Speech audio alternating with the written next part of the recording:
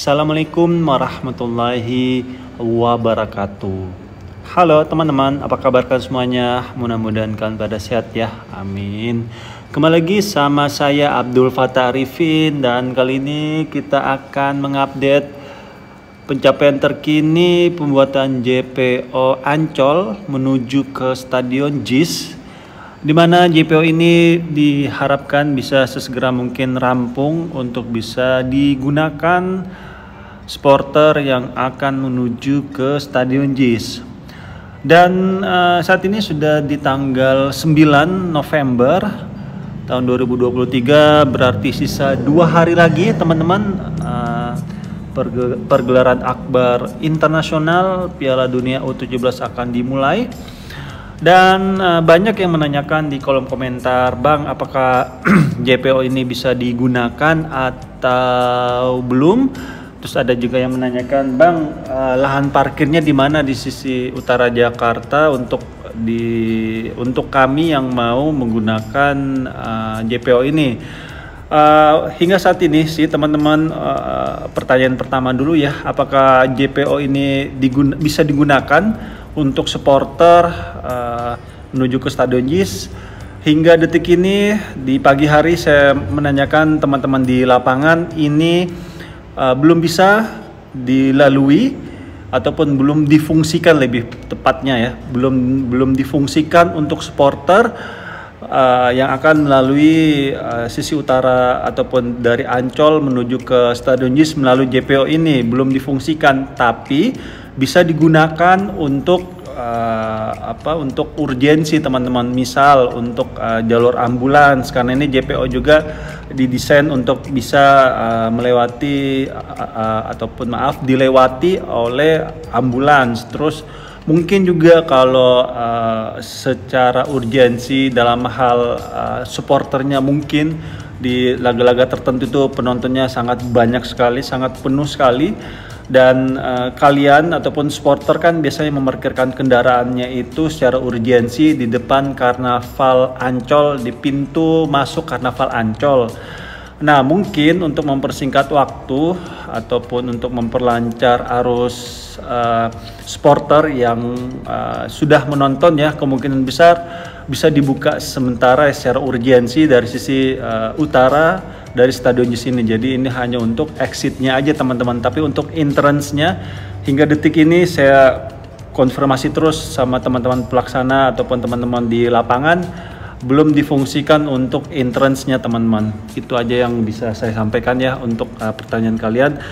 Terus untuk parkirnya, ini parkir juga bagi kalian yang dari utara ya ataupun menggunakan KRL. Kalau KRL nggak usah lah ya, pasti naik ojol lah ya ataupun jalan kaki.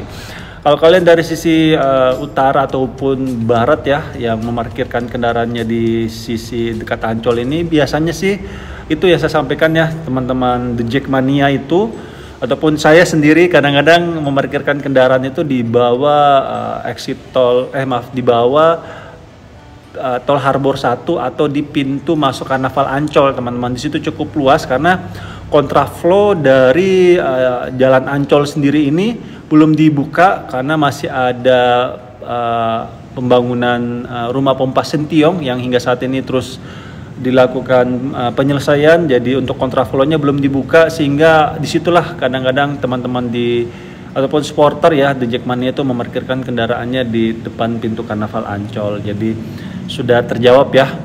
Terus ada juga yang menanyakan, Bang, apakah bisa beli tiket di tempat? Ini banyak juga yang menanyakan, bisakah beli tiket di tempat? Bisa. Cuma nanti juga pada akhirnya kalian akan diarahkan ke link dari FIFA itu sendiri. Kalau saya sih belinya langsung dari FIFA ya. Langsung saya masuk dan alhamdulillah saya mendapatkan tiket di sisi utara, tribun utara. Jadi kalau kalian mau seru-seruan ataupun mau silaturahmi sama saya, monggo silahkan.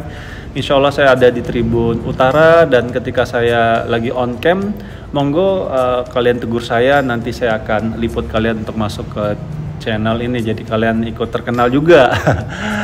Oke, saat ini sudah umbul-umbulnya dari Piala Dunia sudah terpasang ya, FIFA U17 World Cup Indonesia 2023. under contraction ya. Jadi ini masih di bawah ataupun di masih masa pembangunan. Jadi kemungkinan besar itu yang tadi saya sampaikan ya, belum bisa digunakan.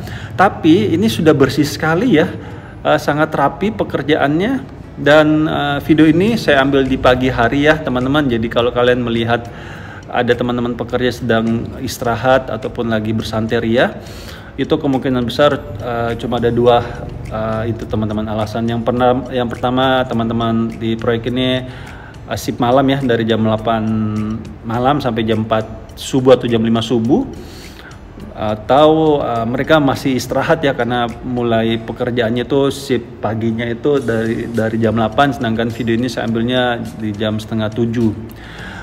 Dan ya sepertinya sudah dilakukan pengecetan dan sangat rapi, sangat terlihat kualitas dari pekerjaan ini sangat bagus sekali ya, sudah divakum juga. Terus pengecetan sepertinya sudah juga ya, railing-railingnya sisi kanan maupun kiri, dan warnanya ini mirip kayak ram barat dari Stadion JIS. Dan nantinya di sini akan ada fasadnya juga teman-teman. Jadi ini mirip nanti kayak kulit dari Stadion JIS. Banyak juga yang menanyakan, Bang, apakah di sini akan ada lampu? Iyalah, pasti ada lampu teman-teman nantinya di sini. Nggak mungkin gelap begini ya, bahaya kalau gelap begini ya. Dan ini lagi ya, tidak henti-hentinya saya mengingatkan, hati-hati nih, hati-hati terus saya sampaikan ke kalian. Kalau sering nonton video ini ataupun baru menonton video ini, hati-hati melalui JPO ini karena memiliki ketinggian sekitar 10-15 meter turun ke bawah. Dan di sini banyak sekali obstacle-obstacle yang akan dilewatin, seperti Kali Ancol, Jalan RE Marta Dinata yang aktif. Ada listrik aliran atas juga ya, ada bilik KRL. Dan hati-hati ketika musim hujan ataupun ketika hujannya, jangan berlari dari atas turun ke bawah buru-buru untuk terhindar dari air ya. Sepanjang yang turun dari langit itu air, jadi masih aman ya, nggak usah lari, bersantai aja karena ini melandai turun ke bawah ya, nanti kepleset kalau lari. Jadi tetap harus hati-hati. Oke, itu aja mungkin teman-teman yang bisa saya update ya, progres terkini untuk JP Ancol. Sisi di Kali Ancolnya ya sudah bisa dikatakan 85% ya, sudah bisa digunakan, sudah bisa difungsikan, tapi belum dibuka untuk supporter, masih dititik beratkan di ram barat. Itu aja teman-teman, kurang lebihnya saya minta maaf. Akhir kalam, saya Abdul Fattah Arifin, mohon undur diri. Assalamualaikum warahmatullahi wabarakatuh. Indonesia maju.